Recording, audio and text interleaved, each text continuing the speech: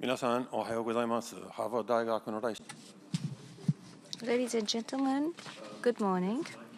My name is Reich of Harvard University. My name is Michael Reich. I'm from Harvard University. As was described in the previous session, this is an applied research project. It's one that is incredibly ambitious. It's been incredibly complex. And it's also incredibly important. The basic question that it's tried to answer is, how do countries move towards UHC with success? What kinds of challenges do they confront? And how do they address those challenges and overcome them? It has a simple motivation. The motivation is, let's learn from experience. I've had the pleasure of being involved with many of the studies. These studies have been based on 4 critical assumptions that deserve to be explicitly stated before we get into the actual findings. First, UHC matters. Moving towards universal health care matters for the welfare of the people in a country, particularly for the people who are worst off. It can change the quality of their lives in important, tangible ways. Second, history matters. These studies have taken a historical perspective, looking at the changes over time in the evolution of policies and the evolution of their impacts. Third, politics matters. Moving towards UHC changes who gets what in society. Political economy is critical, both to analyze and to understand what's happened. UHC is not just a technical issue. It touches on basic social values, and it involves critical political challenges, processes, negotiations. Fourth, so the fourth assumption is comparative study can help you understand important lessons for individual countries that are under study, and also for countries that are not being studied. Comparing the experiences of different countries can help you produce lessons, with Japan as the anchor and 10 other countries serving as comparators at different points of development, different points in UHC, different degrees of success. As I said, this is ambitious, complex, and important. How do we present you the lessons from these studies in ways that they can actually be used by policymakers? Each country involved also had multiple studies. The challenge here is to present the lessons succinctly, coherently, and persuasively. Luckily, we have 2 very capable individuals, Professor Keizo Takemi, Dr. Tim Evans, to present some of the results. They each will have 20 minutes. We then have 3 distinguished panel members. They will each have 7 minutes to have their reflections. We will then open it up to 15 minutes for comments by the audience. I would encourage you to make comments.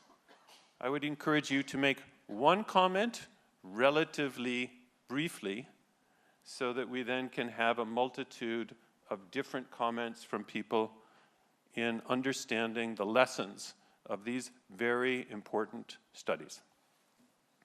With that brief introduction, taking my prerogative as the moderator, we turn to my good friend Takemi Sensei for his summary of what to learn from Japan's 50 years of experience and the broad historical perspective of moving towards UHC.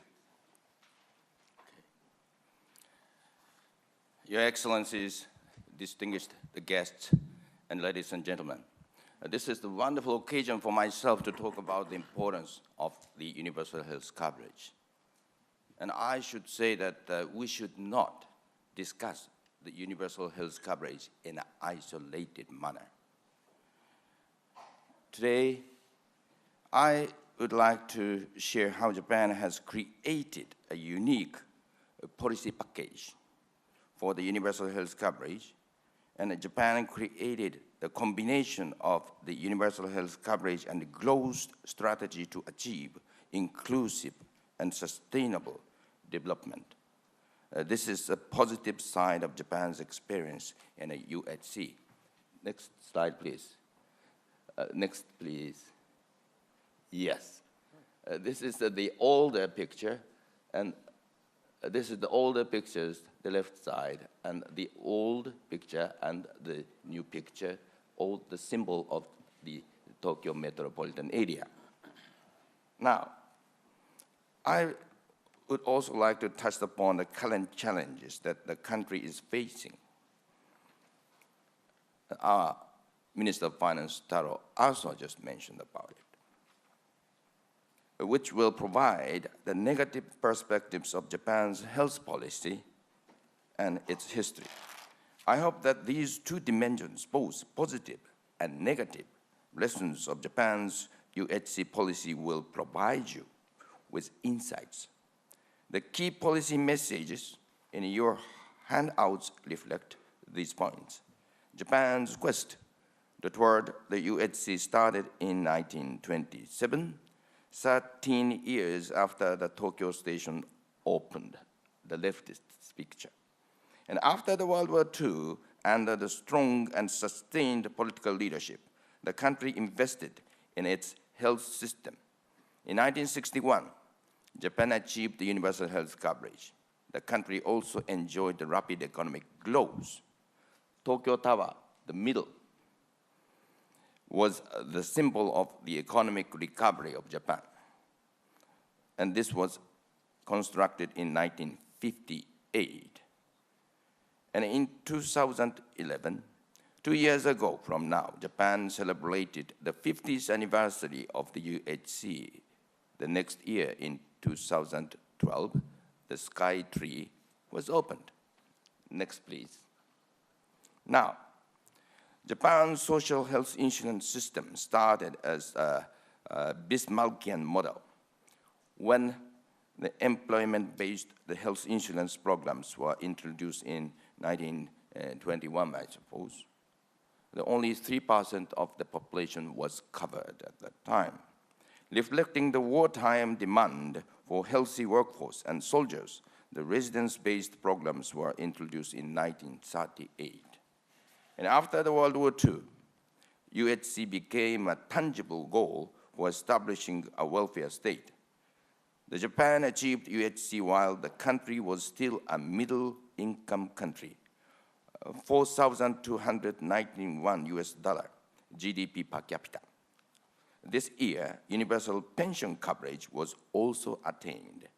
The social security system built a firm foundation for sustained economic development and social solidarity. However, the post-war social security system is malfunctioning these days, unfortunately. Low economic growth, the rapid aging, widening fiscal imbalance are putting serious challenges to the universal health coverage. Widening gap between the life expectancy and healthy life expectancy are putting further health financing burdens on the younger generation. Japan is now faced to design a new 21st century UHC model, which aims to create, quote, economically active, healthy, aging society, unquote. Next, please. Now, in 1950s and 1960s, Japan has implemented a set of the policies that supported the country to enjoy the decades of economic prosperity and social solidarity. The policy package consisted of growth strategies known as, quote, income doubling plan, unquote, introduced in 1960. Social security net, which includes the public pension, unemployment insurance, and public assistance, progressive taxation system with the maximum income tax rate reached, can you imagine, 70% of income. And finally, the universal health coverage. This is a very important policy package which create the very important the population of the healthy middle class. Now, all these policies helped the expansion of healthy middle class through the reduction of the low-income population who are living under the public assistance. As public assistance is funded 100% by tax, this change in income distribution helped the country to decrease the spending on social security net. Next, please. This is my favorite graph. You can look at the left side. The charts show how the income inequity is controlled in Japan. Gini coefficient shows the income disparity. The rule of thumb is that if the index exceeds the 0.4, there will be a serious social instability. You can see in the left chart that the Gini coefficient before the income redistribution has kept rising over the last 4 decades. It has consistently stayed over 0.4 after 1987. However, the income redistribution kept the actual Gini coefficient below 0.4. In the right chart, the factors of income redistribution is decomposed, the tax and social security. You will see that the social security played the greater role than tax for income redistribution. In 2011, 86.3% of the income redistribution was done by the social security. But I want to emphasize the fact that when we introduced and achieved the universal health coverage in 1961, this was the wonderful timing. We did it before the rapid economic growth happened in the late 1960s and 70s. Therefore, 70% of the government redistribution function of the income depend upon the universal health insurance at that time. Can you imagine that the universal health insurance system itself has a very efficient function to distribute the financial resources from the rich and to poor and contribute to stabilize our own society. Therefore, now, there are so many countries enjoy the consistent economic growth all over the world. But unfortunately, most of those countries are suffered from very serious headache due to the increasing gap between the rich and poor. But fortunately, in Japan and our history, we could very successfully contain the increasing gap between the rich and poor, even under the rapid economic growth. Next, please. Well, however, the demographic change led to lower economic growth, that's limited income growth. Social security system financing is affected by these changes as the tax revenue and the premium contributions decreased. The prerequisites of the post-war social security system is no longer valid. Thus, the sustainability of the system is questioned. The Minister Taro also just mentions we are facing very serious challenge in order to overcome these difficulties and recreate and strengthen our basis of the sustainability of all our social welfare services. Next, please. And then, the most serious headache is just like this. The elders are no longer simply regarded as a weak dependents. Elders are a vital part of the society, as they can work as skilled labor force. They can contribute to tax and social security premium. Quality of life of the elders should be improved by raising the healthy life expectancy, close to the life expectancy.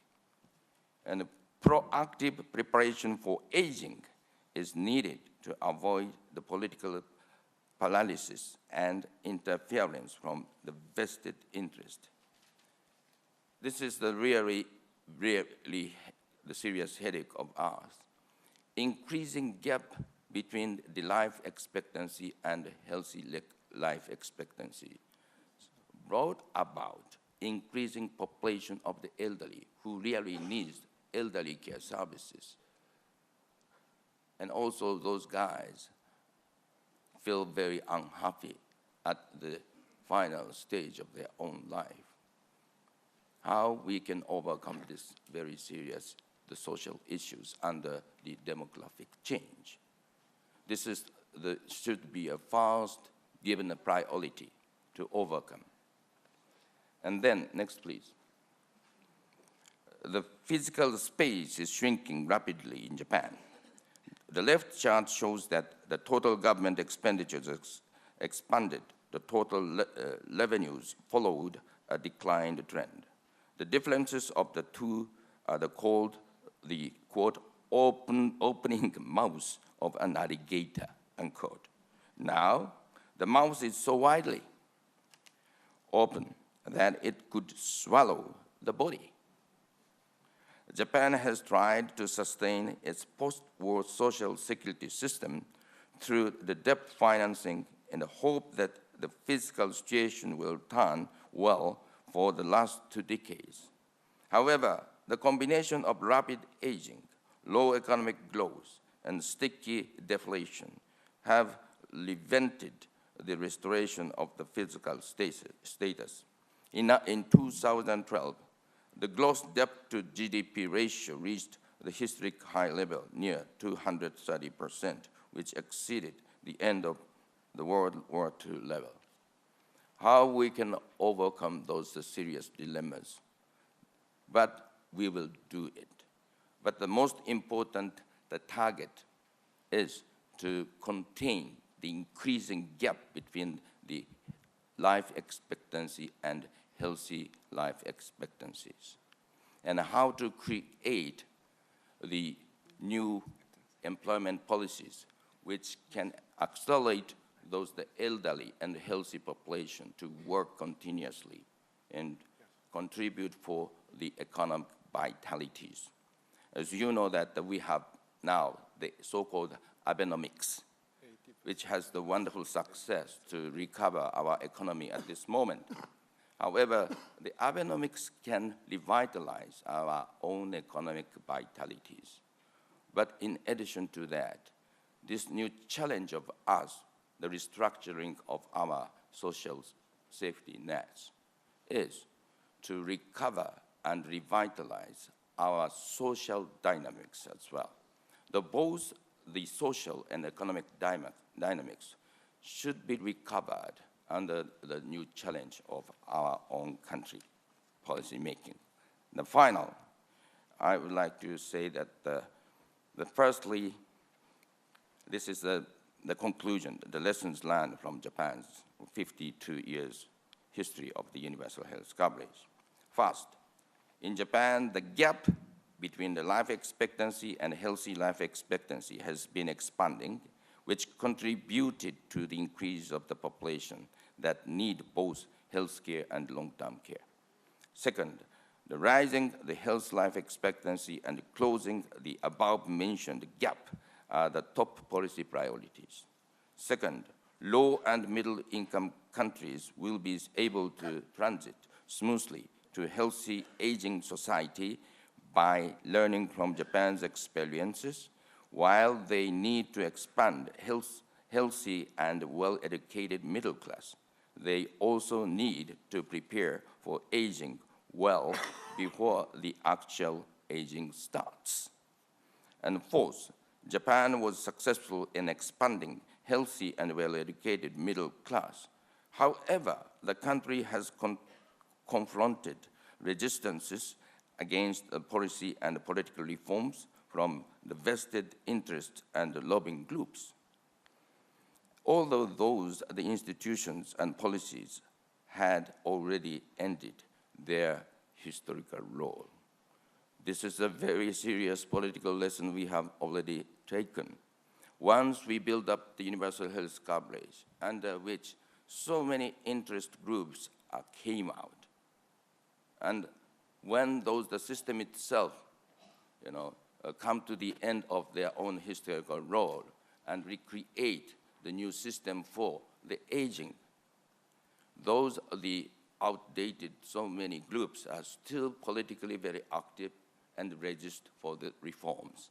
Therefore, this is the very serious issues in a political sense. So when we started to design your universal health coverage in the long term, including the aging, and then you can smoothly create the seamless development process of your healthy and middle class and even in the aging society. So for the countries that will face the aging in the near future can achieve the, quote, healthy aging society while avoiding the pitfalls that Japan had fallen by early and proactive policy preparation. I really hope that the discussions now we are having today can contribute to stimulate our new idea and how to achieve the universal health coverage for the health for all the people beyond the national boundary. Thank you very much for your patience.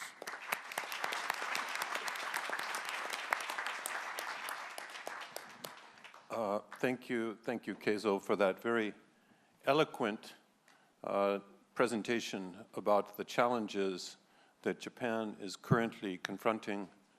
I think it's especially relevant given the presence of the Minister of Finance, Minister Aso, to underline that these require dialogue and interaction between the health sectors and the financial sectors in society in order to construct both politically feasible and technically appropriate policies to address the current challenges.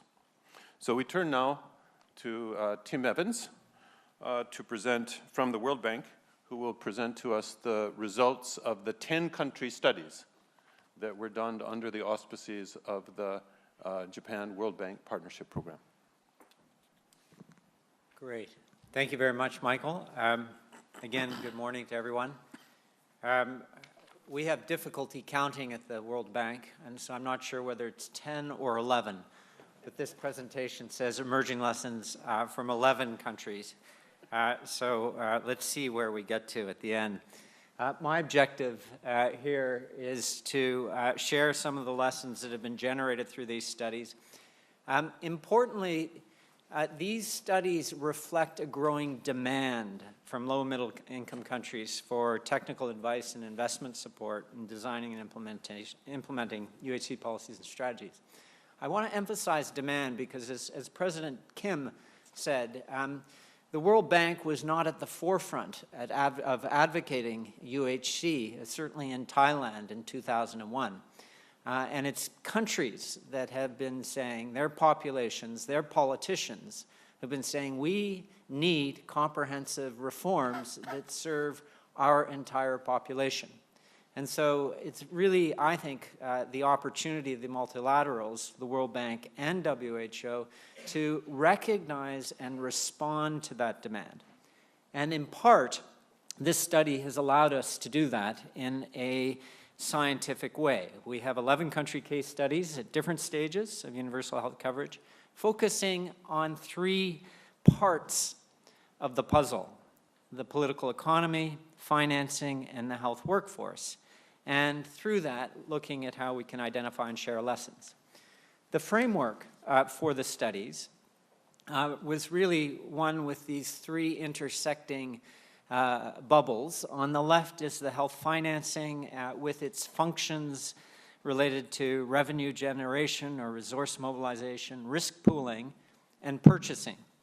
On the right is the health service delivery, which has a number of functions, but that hinge fundamentally on the health workforce, which was the focus, deliberate focus of these studies. And then underlying both the financing and the services and health workforce is the need to engage, as Professor Reich has said, the recognition that policy and politics are fundamental to driving forward major reforms in the health and other sectors. There are 4 groups of countries that were categorized as at different stages of UHC. This isn't a technical classification of stages. It's not an oncologic staging at all on that. It's simply looking that there are some countries that are earlier in their attempts to move these reforms, and some that are more mature. Bangladesh and Ethiopia, one could say, are at initial stages of UHC. Ghana, Indonesia, Peru, Vietnam have much further advanced. Brazil, Thailand, Turkey are at or close to universal coverage, and Japan and France have mature systems. And as we've seen, mature systems doesn't mean that one no longer has challenges. Across all of these categories, there are major challenges. I'm going to focus now the next slides first on the political economy and policy process, next on the financing, third on the human resource issues. So with respect to political economy and process, one of the observations that in the adoption of universal health coverage goals, we find that they often occur in response to major socioeconomic or political changes. The crisis in Turkey and Thailand, for example, were really triggers for moving towards very ambitious reform that were that's supported by very strong political leadership and social movements.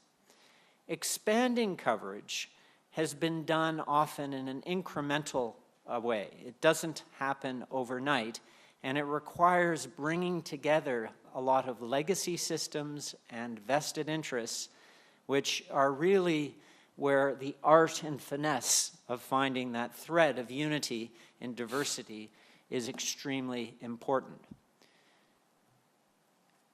The reforms need to focus on reducing inequities. It's clear that economic growth and growth in the health sector facilitates expansion of services, but reducing inequities requires explicit policies that redistribute resources. And finally, in sustaining UHC, it's really a never-ending process that requires adaptive leadership and continuous learning.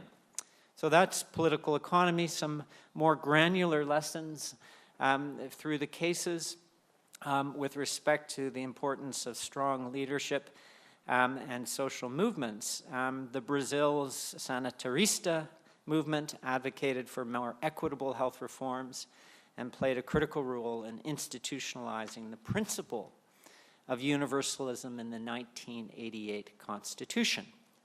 And this led to the Unified Health System Law in 1990.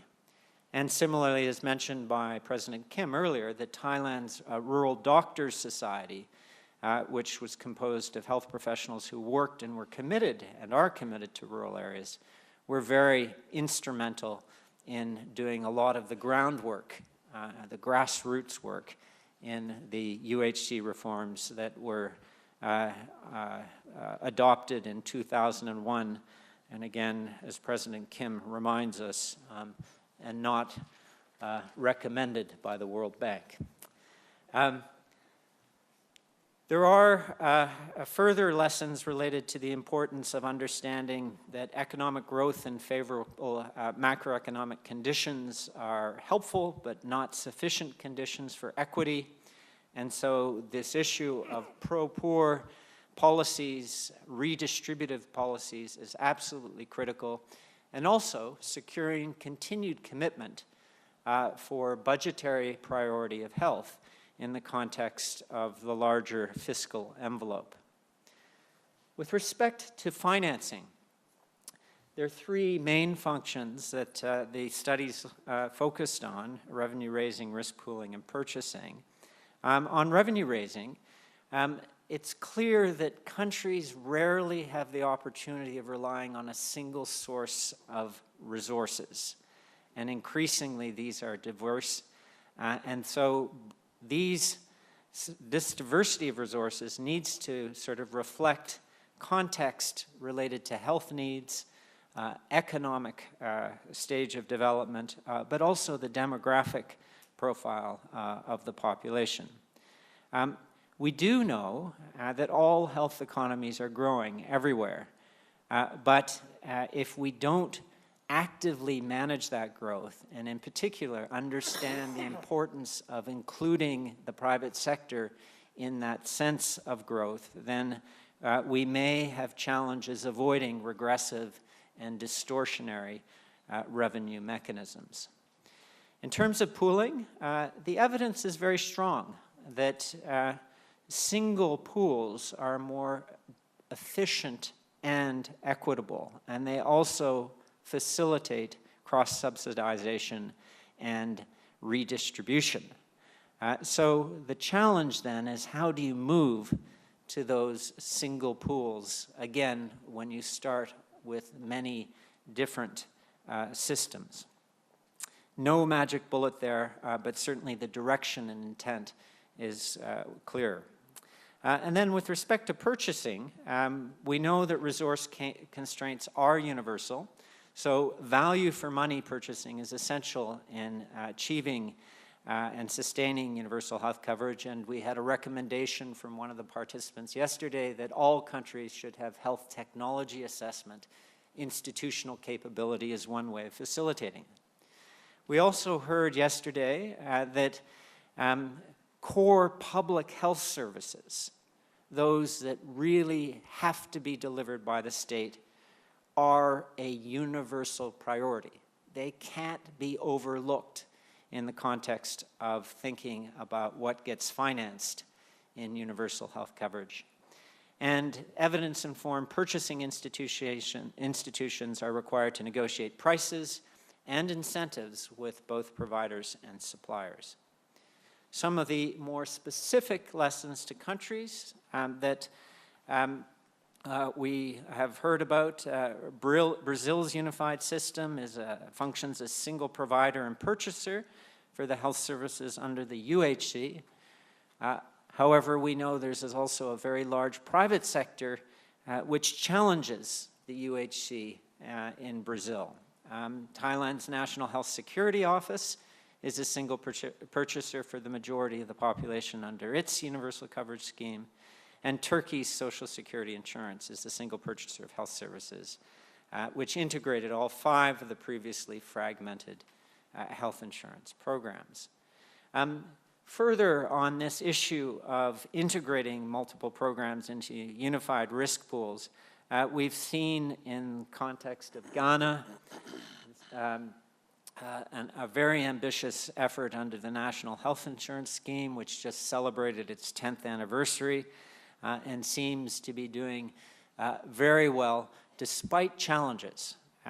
Vietnam, its Integrated Healthcare Fund for the Poor under Social Health Insurance Program in 2009. Indonesia and Peru are introducing measures to integrate the existing multiple programs into a unified system. Thailand is moving towards the integrated pool, but it continues to have challenges with respect to the separate programs for civil servants and private employees. And then we heard yesterday the case of France with its multiple schemes that are effectively operational in the context of a conceptual single scheme and payer model that covers over 85% of the population.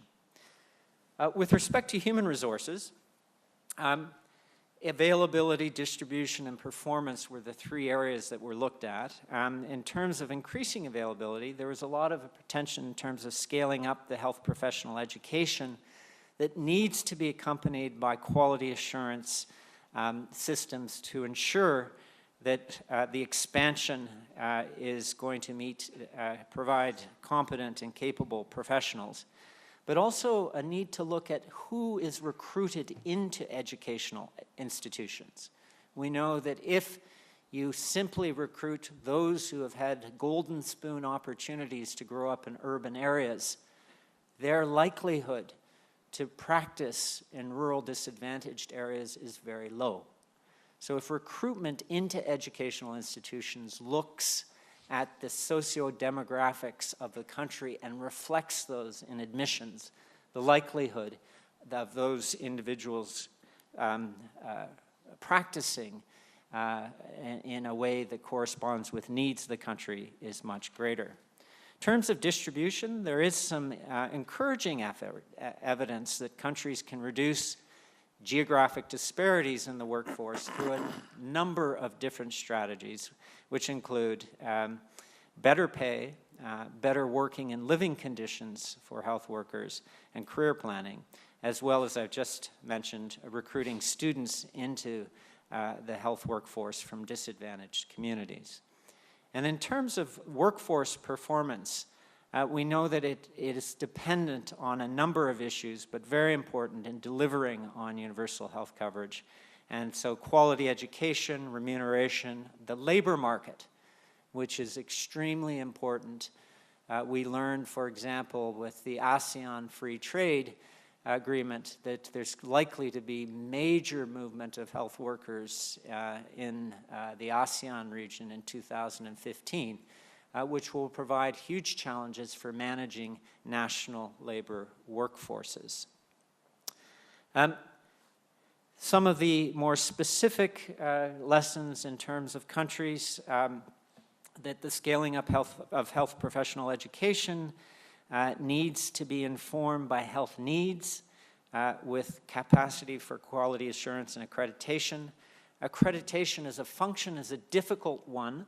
And we found that in many countries in Group 1 and 2, that there's quite a rapid expansion of unregulated private education institutions, mostly in urban areas, that is a reflection of unmet demand for health workers, but is not necessarily leading to either the quality of workers required or the location where they may be required to best serve the needs of the country.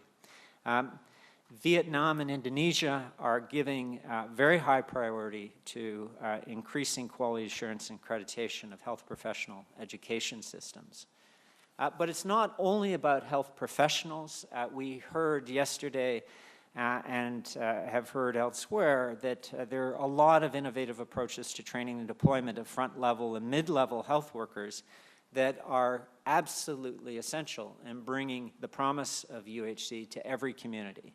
The Ethiopian health extension workers, the Brazilian Community Health Agents Program, and Bangladesh with its Shasta Shebikas. In terms of other issues that arose, we called them cross-cutting themes because clearly the workforce and financing are important parts of the UHC equation, but there are a number of other issues. And here are some of the lessons on that front. First, the importance of very strong primary care systems. These have been at the vanguard of the Brazilian, Thailand, and Turkey reforms, but also, as we heard with respect to Bangladesh and Ethiopia, are very important in terms of the progress achieved in those countries to date.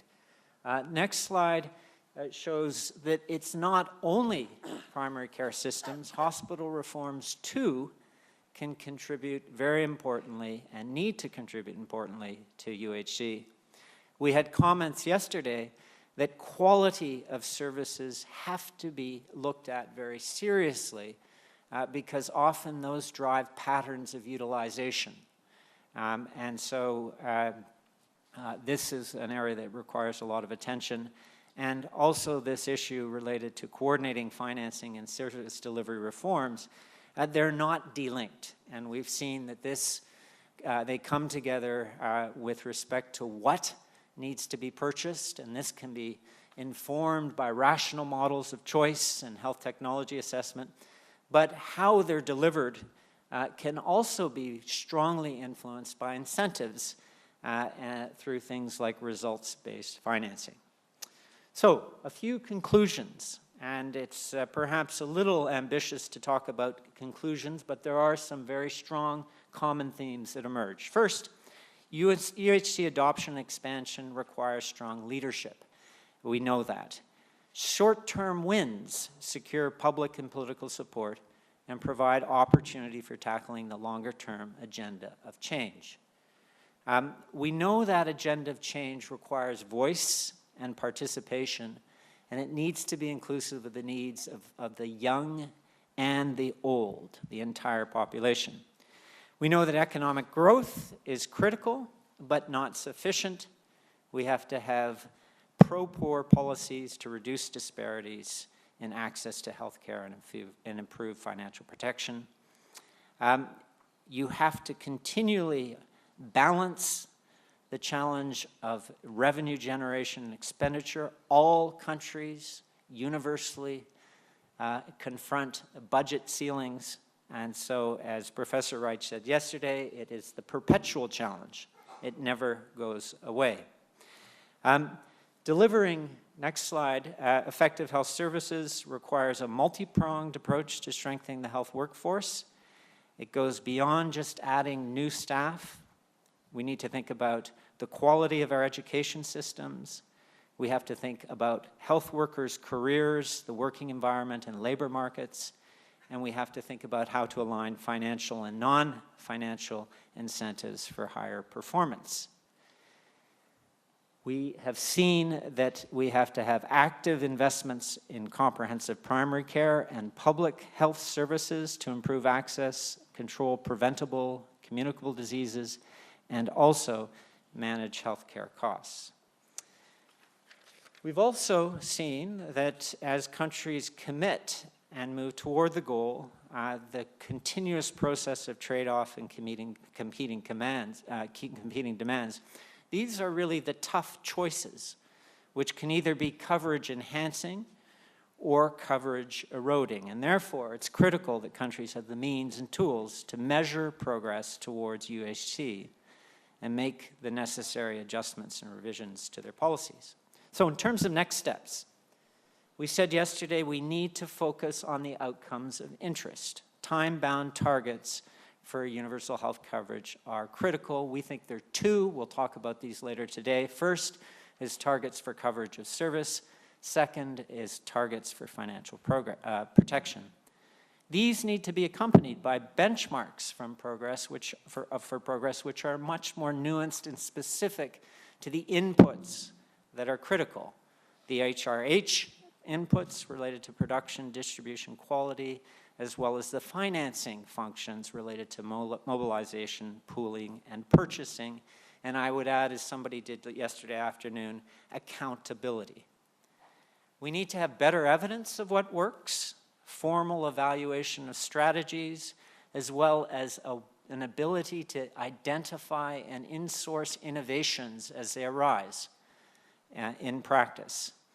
And that might be facilitated through policy and practitioner platforms for joint learning. We heard a very important recommendation yesterday of the need to have dialogues between ministers of finance and ministers of health, and that could be very important in bridging an understanding between those two ministries. Second, practitioner learning collaboratives on the how-to of UHC, such as the Joint Learning Network, which is represented here and has been operating on that front for the last 4 years, are also very important opportunities to build on. So thank you very much for your attention. Look forward to further deliberations.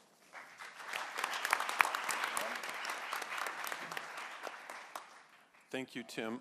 That was a masterful review of the 11 country studies that were conducted with the World Bank. I think, from my perspective, one of the key lessons from Tim's presentation is that policymakers in the health sector have at their hands a limited number of policy levers that they can use in influencing the performance of the health sector. Moving towards UHC requires multiple policies at a single time used in a coordinated way to move the health sector towards UHC in a way that improves health status, that gives more risk protection to vulnerable groups, and at the same time improves citizen satisfaction. This is not easy to do. And the actual discrete package is going to vary by country depending what the particular problems are. It is a complex dance in the policy process to move countries towards UHC in an effective way. And I think one other point was the relationship between the Ministry of Finance and the Ministry of Health. One recent Minister of Health said to me in his efforts to move his country towards UHC, he said, the most important relationship to manage for him was the relationship between the Ministry of Health and the minister, the person of finance, because they're not always on the same page. Learning to speak the language of the Minister of Finance in ways that are persuasive, understandable, and accepted and adopted is one of the key challenges of moving towards UHC. So we'll now turn to comments from our three distinguished commentators. After that, we'll open up to short comments from the floor. We'll begin with Professor Shao from Harvard University.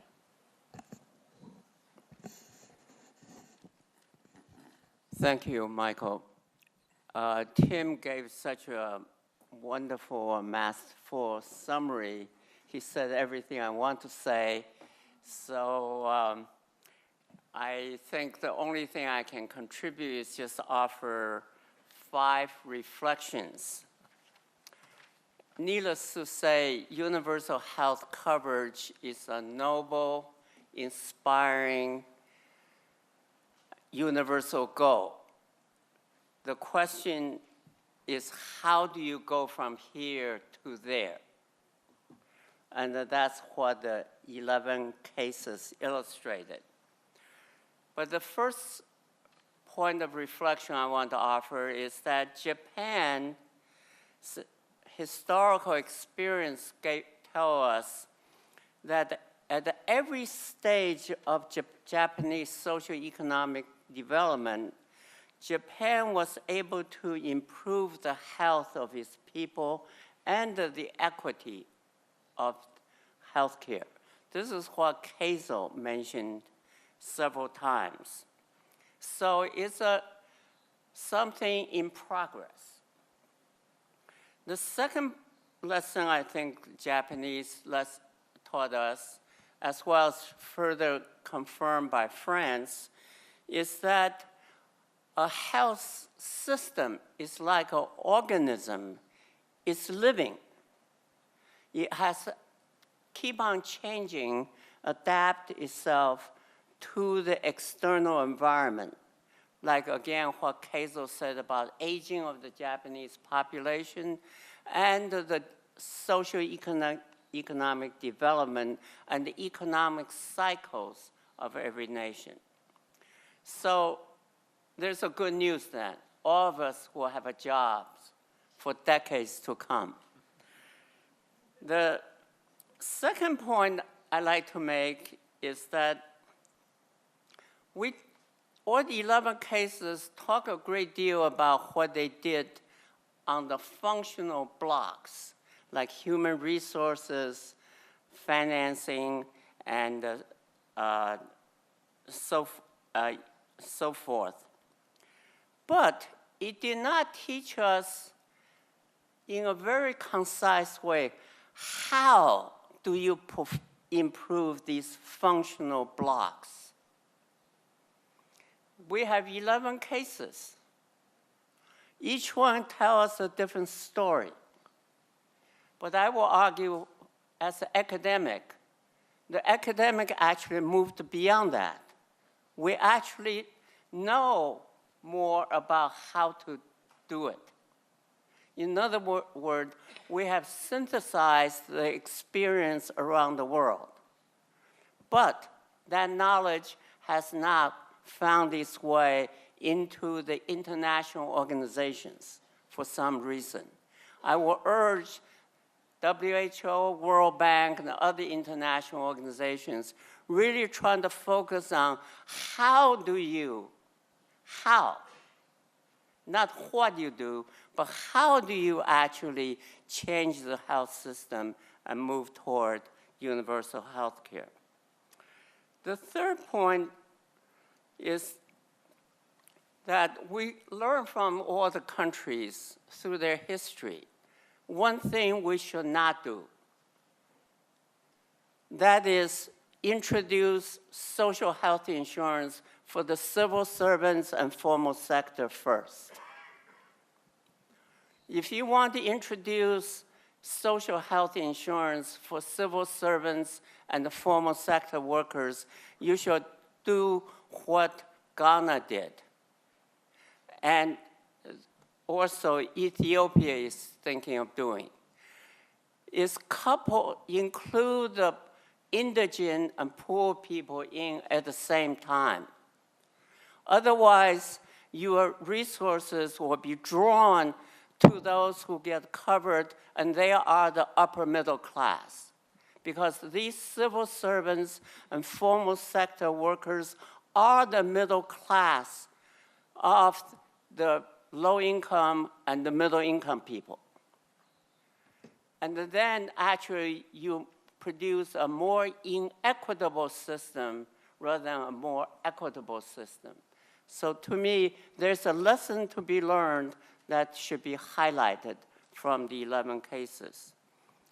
The fourth point is, I've said in many audiences, too many audiences, universal health insurance is not equal to universal health care.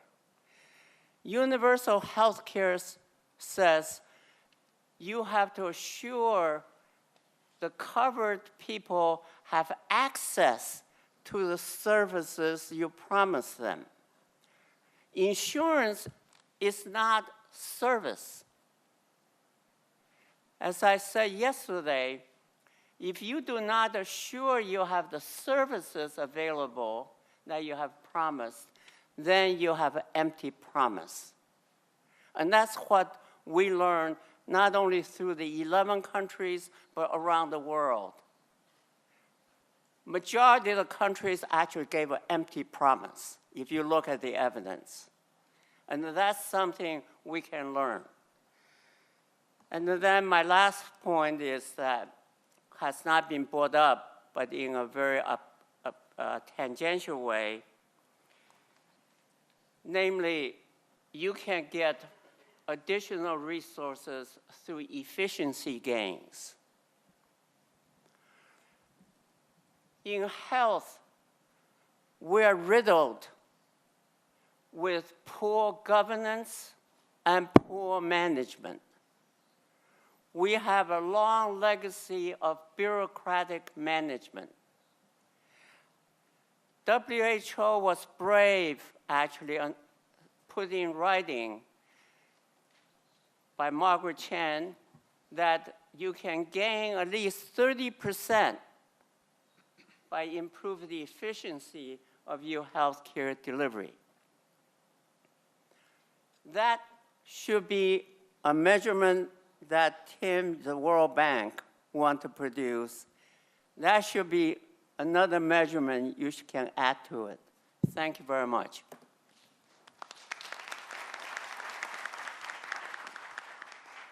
Thank you, Professor Xiao, for your, as always, very clear, to the point, sometimes a little bit sharp on the point, but very good reminders about some of the basic lessons. We turn now to Professor Ikegami from Keio University. Good morning. It is a great honor to be given this opportunity.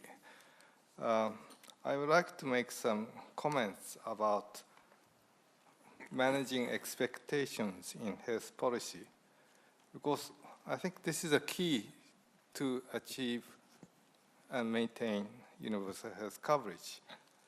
Expectations for patients is what to expect from healthcare. Perhaps not the best, but appropriate and effective care without the risk of impoverishment. For physicians, how much income they should earn, what is an appropriate level compared with other workers in general and with other health professionals such as nurses. For society, how much should each contribute to meet the expectations of the patients and the physicians? These expectations change as society changes and with advances in technology. Therefore, how healthcare is financed should be revised periodically as expectations change. In Japan, we have developed the institutional capacity to manage these changes in expectation. This is our nationally uniform fee schedule that is adopted by all our social health insurance programs and virtually all our providers. The fee schedule for patients, it determines 95% of all the services they will ever receive from a health provider. For physicians and hospitals, it determines the price and conditions of payment for 95% of the services they deliver. For society, it determines how much they must pay as insurance contributions and taxes. The fee schedule is revised on an item-by-item basis every 2 years. The fee for some services go up, such as providing end-of-life care in community and home care settings. Others go down, such as most pharmaceutical prices. By strictly auditing compliance to the fee schedule's regulations, we have managed cost and sustained universal health coverage. Yesterday, we concluded in our technical meeting that universal health coverage is an ongoing process for both high and low-income countries. Because at its heart is equity. This is an ethical norm that we can strive at, but never achieve completely. However, on the one hand, we have rising expectations of what appropriate and effective healthcare is. And as people and patients become more aware of what healthcare is able to provide with them, these expectations are going to rise. On the other hand, in Japan, we have the highest proportion of elders, 65 and over in the world. 1 in 4 Japanese is over the 65. To meet this challenge, as has already been alluded to, we must meet this challenge by further scaling up our institutional capacity to manage expectations, the organizational structure for negotiations between whether it's the ministry or the ministers of finance and health and their top civil servants. We also need to scale up our database for agreeing on what has been agreed. I sincerely hope that Japan may be able to make a contribution towards the global goal of universal health coverage by demonstrating how in Japan expectations have been managed. Thank you for your attention.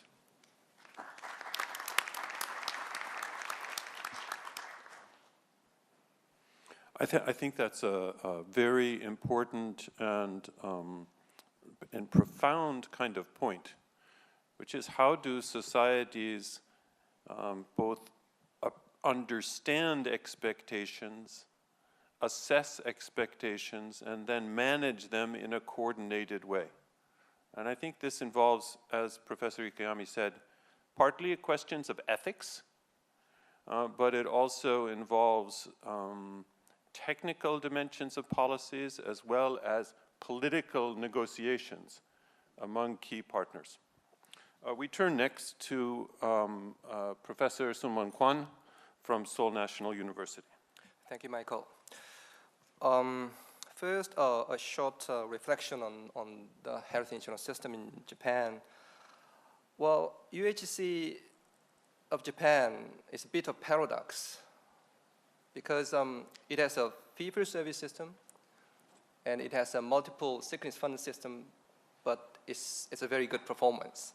You know, according to the health economics textbook, with the exception of the US-based textbook, we always think that the single-payer system is more efficient and equitable, and we should move away from the fee-for-service because fee-for-service always results in the increase in volume and intensity. But that doesn't hold in the case of Japan. I think in these regards, angels, not the devils, but the angels are in the details of the Japanese healthcare system. First, it is a multiple sickness fund system, but it has a uniform benefit packages, and it has a uniform payment system for providers. So in that aspect, it's truly a single purchaser system. So it's not a very fragmented multiple payer system as you think. Of course, Japan may need to move toward a larger risk pool in a prefectural level, but at least in terms of purchasing, it's very much of a single purchasing system. And also, the fee-for-service is not really an open-ended fee-for-service system because it has it starts with a macro-level cap, and it has a very detailed conditions of payment to providers. So it has very much of a components of global budgeting system. So that's why it looks a bit like a paradox, but with these two components, Japanese health insurance system is working quite well. I have 3 reflections. First one is the dilemma of the contribution-based healthcare financing system. Second one is the challenges of the private sector delivery. And finally, I'll say a bit on the role of politics in healthcare financing. First, the dilemma of contribution-based healthcare financing system. Well, there's quite a similarity between among those health insurance systems, financing systems of Japan, Korea, and Taiwan. Mainly because when Korea and Taiwan designed this health insurance system, we learned a lot from the Japanese models of health insurance. And we share a lot of commonalities in terms of the nature of the welfare state. We always think the economic growth is first, and we think there should be harmony between economic development and social development, so-called developmental welfare state or productivist welfare state. In this East Asian welfare state or health insurance system, we had a very rapid economic growth. And at that time, economic growth results in increase in employment, especially in the formal sector. But in many low-middle-income countries these days, economic growth is very stagnant. And even the economic growth may not result in the increase in the formal sector employment. Okay? So in that sense, these days, many low and middle income countries cannot use those explicit or implicit cross-subsidy from the formal sector to, or to the benefit of the informal sector that these East Asian welfare states used. And as a result, it'll be very difficult to have a financial sustainability of a healthcare financing system which relies only on a contribution-based system or payroll-based system. So we need to diversify those financial resource generation. For example, consumption tax, as used in Ghana or Japan, because consumption tax may not be as regressive as you're worried about. And also, as Bill mentioned, we may need to think about a bottom-up approach rather than the top-down approach, because if you start from the top and move toward the bottom, it may take so long to cover the informal sector and the poor. So we may need to start from the bottom, the poor first, and then go up. Second point is a private sector. Well, these days in many low and middle income countries, private sector is growing, and there are some positive aspects of private sector, like the quality and productivity. But empowering the private sector may have the risk of overshooting, okay? Because private sector, sometimes they recklessly maximizing profit. And entrepreneurial behavior of the private sector may result in huge demand inducement. So there should be a good balance between the public and private sector. Not only, I mean, of course we value that public financing is important, but even in the delivery part, there should be a real good balance between the public and private sector delivery. And you should not, I hope, people here does not underestimate the tension between the public financing and private delivery. So even, I mean, if you have a good public financing, but if the delivery system depends a lot on the private sector, there is a fair amount of tension between the two. Finally, politics. Well, from the very beginning of the development of the health insurance system in the Bismarck regime of Germany, politics or political motivation has been a major driving force of healthcare reform. But if healthcare reform is so dominated by politics, what should we do? I mean, people like us in working in the healthcare sector, what's the role we can play? Well, according to a very famous public policy theory proposed by John Kingdon, there is three streams, like a politics stream, problem stream, and politics, policy, and problem stream. When three streams met together, there's a big window of opportunity open for the major policy change. So there's some role for us. Okay? I think we should make technically sound reform options ready. Okay? And when there is a favorable political condition, when there is a favorable condition from the problem stream, we should be ready to push those technically sound options and make it happen, make it adopted. So I think there's some role, important role for the political entrepreneurs and so-called champions in health sector. Finally, very briefly, values.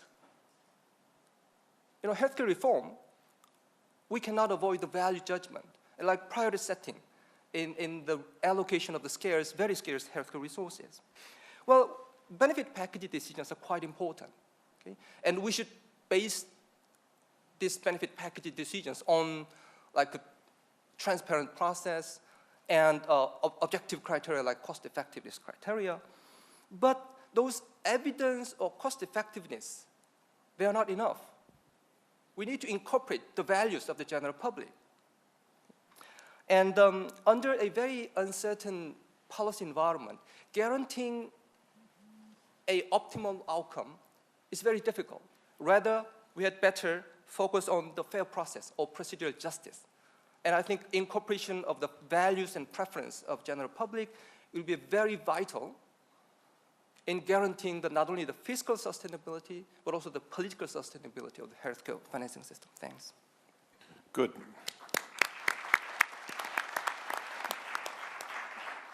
Sunman, thank you for reminding us about paradoxes, dilemmas, balances, politics, and values. I agree with all of them.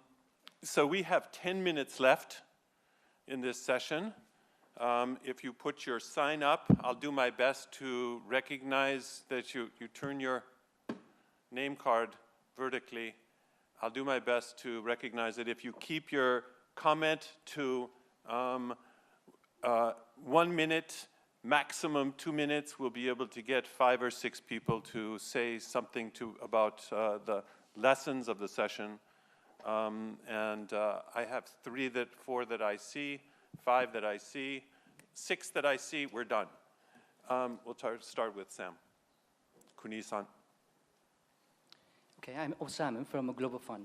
Thank you very much. Very comprehensive and stimulating presentation and comments.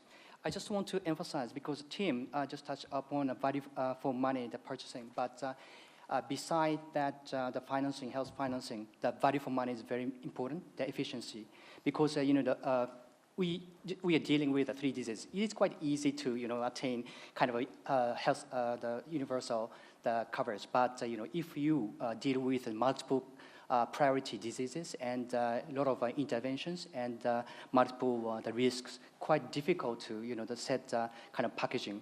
So we really need to look at the kind of efficiency, especially how to just make a synergy between the those interventions. So especially setting the minimum packages, setting the prices for that, and how to expand those kind of that prioritization is very, very important. So the value for money, the purchasing, and the service delivery, the packaging, and finding the service delivery board with the packaging of the services, very, very important. But this is kind of quite important key to that make a good efficiency gain for this universal health coverage. Thanks.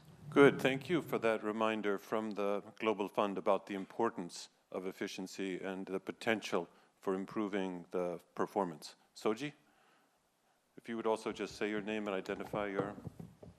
Thank you. My name is Soji Adeyi. I'm with the World Bank in Washington. Thank you very much for a stimulating set of discussions. Professor Korn referred to reflecting the values of the public. And yesterday, Professor Wright, you mentioned the importance of managing the political space, not just the fiscal space. So I'd like to request that you both reflect on this combination, reflecting the values of the public and managing the political space. More specifically, in an instance where the dominant middle class or the vocal middle class has already captured or is in the process of capturing public expenditure. And if they are the most vocal, then what is the immediate incentive for the political leader to reflect the unspoken voice of, shall we say, the poorer segment of the society? Where does listening to the vocal elite stop, and where does the leader actually leading begin, rather than being the follower-in-chief? That was about 5 questions in one, all of them very difficult. The simple answer is, in many ways, leaders are both thinking about their own political future, but also the future of the country. And it's partly persuading leaders to do what is good for the whole country that is part of managing the political space. Ariel? Thank you very much. Ariel Frisancho from CARE Peru and the World Bank Civil Society Consultative Group. When Professor Takemi visited Peru in 2012, presenting the human security approach, he mentioned 2 very important issues that were not taken into account in different health sector reform processes. He mentioned the approach on social determinants of health to reduce social gaps, and he praised the importance of citizen participation and governance, good governance, as a component, key component of leadership. The comments are on both of that.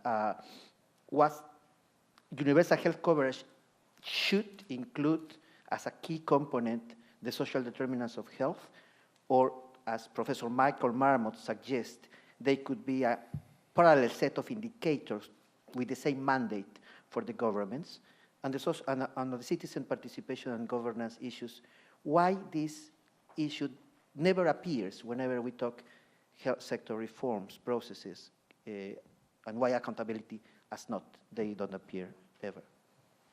Good. Lori?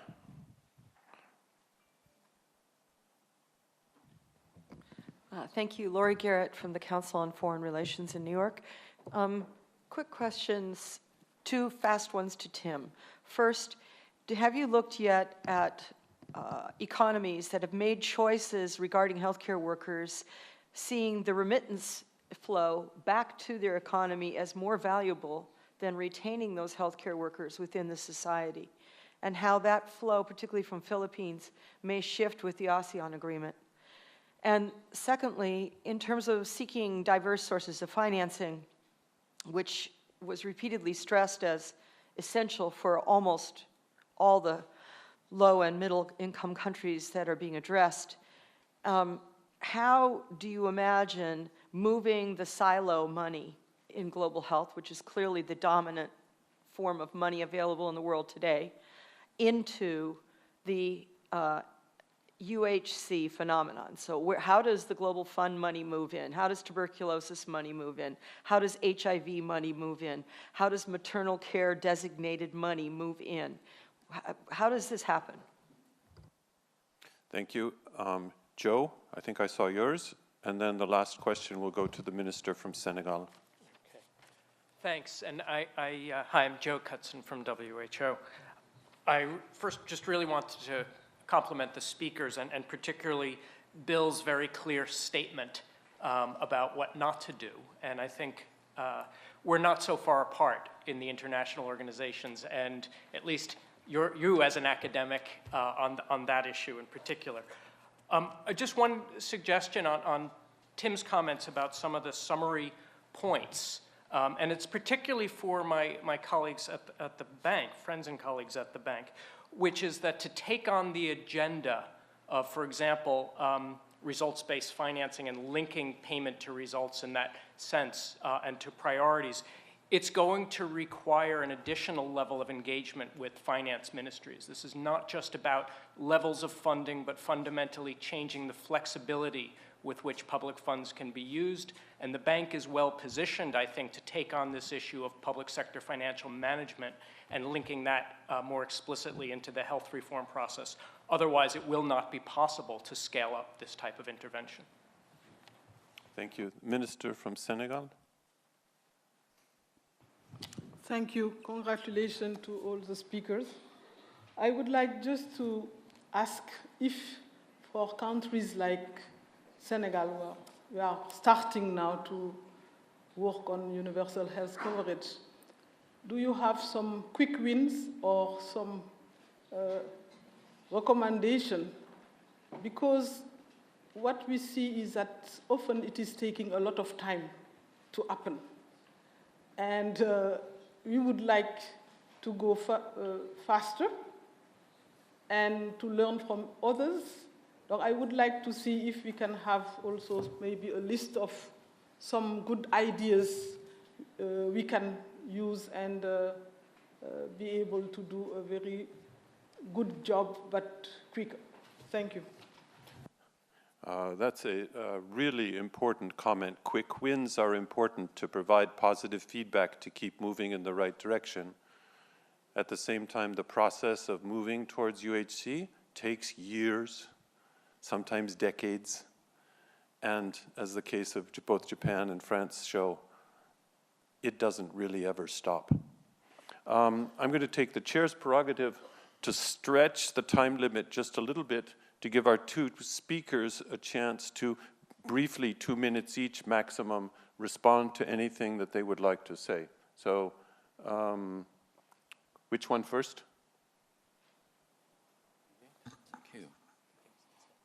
Thank you. Alias, thank you very much. You remember what I said in Peru. Yeah. But the human security approach is a very important the conceptual framework for policy making, even for the health sectors.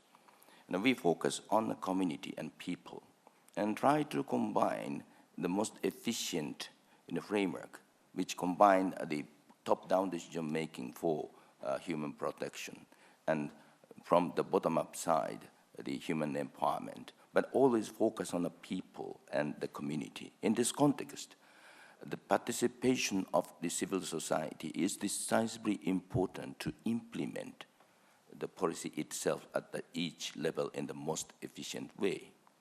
Therefore, we said that the importance of the civil society's participation, not only in the part of the community, but as a whole. And in addition to that, I do realize that when we think to widen the population of the healthy middle class, we always have to take into account carefully the most socially vulnerable people who cannot participate those the prepaid system under the universal health insurance. We have to use the 100% taxpayers' money to assist those the most socially vulnerable people, in the careful way. And we try to encourage them to rejoin the middle income, the society again. But always, those are the socially vulnerable peoples are remain in a society, unfortunately, at the bottom. So we always have to create the dual approaches. Universal health coverage, the focus on the healthy middle class, but on the other hand, we always take into account how to deliver exactly the right kind of services to those socially vulnerable people. In this context, the human security approach should be given a highlight for these purposes of the policy making. Thank you. Great, thank you very much. Fantastic set of comments. Very, very quickly, universal health coverage is not just financing, it's financing and service coverage. Efficiency, absolutely, is not simply just more money for health, it's more health for the money. Expectations are fundamental, and they are part of 21st century governance of health systems, multiple expectations, multiple partners, how to steer and negotiate those expectations as opposed to command and control. Big challenge. Social determinants of health, absolutely fundamental. If we can mobilize the social structure and setting to achieve results, then that makes most sense, and we need to do that. We have to do that in order to tackle things like tobacco, road safety, and other issues. So it makes abundant sense in moving towards the expectations of universal health coverage. Remittance flows of health workers, I think that's an empirical question. I think there's mixed evidence on it. Certainly one that I would have an absolute view. My point, Lori, is that you ignore international labor markets at your parallel when you're thinking about what your health workforce needs are nationally. You've got to situate your own health worker training plans and deployment plans in the context of very complex regional and international markets. In terms of the challenge of bringing in the so-called siloed funds, my view is that every international financing effort to improve health in local countries should have a dedicated part of that investment, which says how it's contributing to the development of the financing system. And without it, I think it's neglecting its primary responsibility with respect to eventual sustainability. Joe, you're absolutely right on results-based financing. There are very important links to ministers of finance. What's interesting in the experience of results-based financing is you have a de facto increase in the flexibility in the way that funds and institutions are managed in the public sector. A de facto rather than a de jure. And there are many questions about whether one could ever get a de jure authorization for that flexibility. And so much has been gained without having the formal policy change in the context of results-based financing, which I think is extremely important. To the Minister of Health in Senegal, quick wins. I think there are a number. I hope, I don't know the exact situation with respect to payment for hospital care, but if patients can't leave before they pay, outlaw that immediately. That's what was done in Turkey, and that had a huge influence in buying public and political support for the reform. Others, I think, are very visible commitment to some of the things that I know that you're leading, which would be universal access to maternal child health services, as an example, scaling up some of those things that are extremely visible, in which you're already making progress, would be other very superficial suggestions given the time. Good. Thank you, Tim, for carefully going through each one of the comments and responding. I'd like to thank the two presenters, the three commentators, and everyone in the audience. I think this has been a very productive session and got us off to a very good start. We now have the long-awaited coffee break. We'll have a coffee break in the Sunflower Room, which is across from here. We'll do 15 minutes, so please return at 11:30. Thank you.